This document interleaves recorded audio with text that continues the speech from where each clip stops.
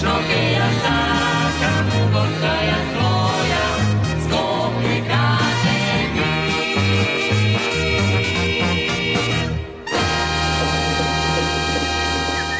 Градот Скопје информира дека од 13 до 16 јули ќе се спроведе терестријална дезинсекција против возрастни форми на комарци. Акцијата ќе се изведува во ноќните часови од 22 до 3 часот на целата територија на град Скопје, доколку временските услови не дозволат третирање. Дезинсекцијата ќе биде одложена за првиот следен ден со поволни услови. Од град Скопје апелираат пчеларите навремено да преземаат мерки за заштита на пчелите. Општина Аеродром започна постапка за поставување видеонадзор на детските и спортските игралишта, како и во парковите. Советот на општината ја усвои одлуката за почеток на постапката. Од локалната самоуправа велат дека целта е да се спречи вандализмот, да се заштити јавниот имот и да се зголеми безбедноста. Системот ќе се реализира согласно законските процедури и со почитување на прописите за заштита на личните податоци. И ова лето Општина Центар организира летно згрижување на 120 деца до 10 годишна возраст во градинките 13 ноември, Кочорацин и Раде Јовчевски Корчагин. Децата учествуваат во спортски, рекреативни и креативни активности, додека родителите добиваат поддршка, полесно да ги усогласат работните и семејните обврски. Од Општина Центар велат дека програмата ќе продолжи во текот на летниот распуст. Општина Карпош ја започна реконструкцијата на улицата Атинска во урбаната заедница Владо Тасевски. Проектот опфаќа обнова на коловозот и тротоарите, поставување нов асфалт и замена на рабниците. Инвестицијата изнесува 16 милиони денари, а рокот за изведба е 30 работни дена. Од Општина Карпош велат дека со реконструкцијата ќе се подобрат безбедноста во сообраќајот и условите за движење на возилата и пешаците.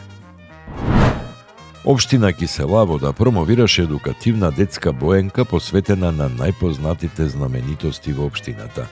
Боенката беше представена во градинката 8 март, а преку неа децата ќе ги запознаат локалните знаменитости и културното наследство.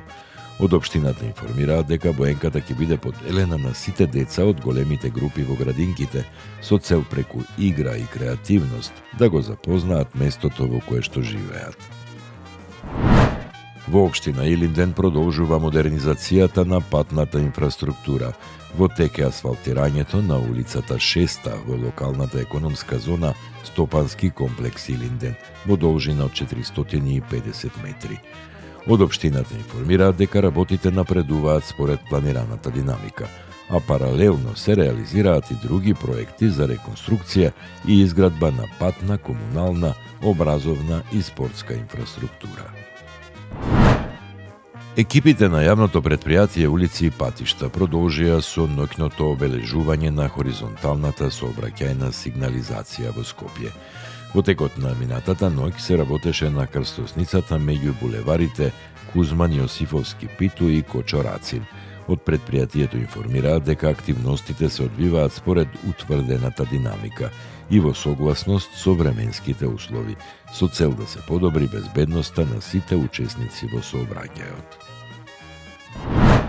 Во општина Рачиново почна реновирањето на општинското основно училиште Абдил Фрашери.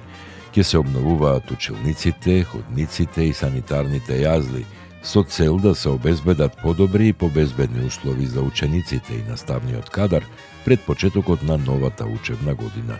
Од општината вела дека продолжуваат со инвестиции во образованието и подобрување на училишната инфраструктура за поквалитетни услови за учење. Од 23 до 26 јули во Сулијан и Куршумлијан ќе се одржи првото издание на меѓународниот музички фестивал Чаршија во организација на општина Чаир. Публиката ќе може да проследи концерти на класична и камерна музика, оперски гала вечери со учество на домашни и странски уметници.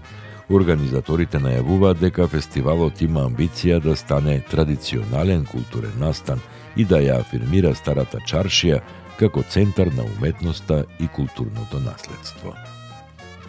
Таму е Скопје, град мој убав лише, што ми расцуте сни.